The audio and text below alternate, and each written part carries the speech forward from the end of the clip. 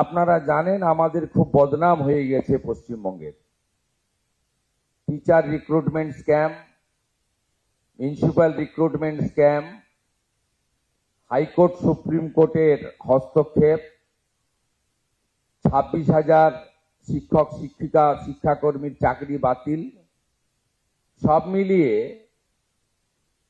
বিগত দিনে পশ্চিমবঙ্গে রিক্রুটমেন্ট সংক্রান্ত বিষয়ে আমাদের যে অভিজ্ঞতা হয়েছে তার ফলে শিক্ষা, সংস্কৃতি, আধ্যাত্মিক চেতনার আমি মনে করি ভারতবর্ষের অন্যতম রাজধানী কলকাতা তথা পশ্চিমবঙ্গের অনেকটা ক্ষতি হয়ে গেছে।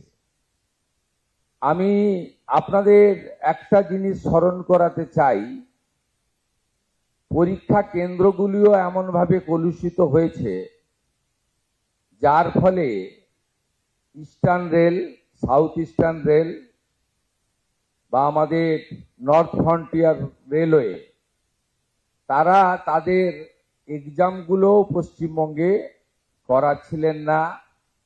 পশ্চিমবঙ্গের যুবক যুবতীরা সুযোগ পাচ্ছিলেন, সেন্টারগুলো হচ্ছিল উড়িষ্যা, আসাম, বিহারে।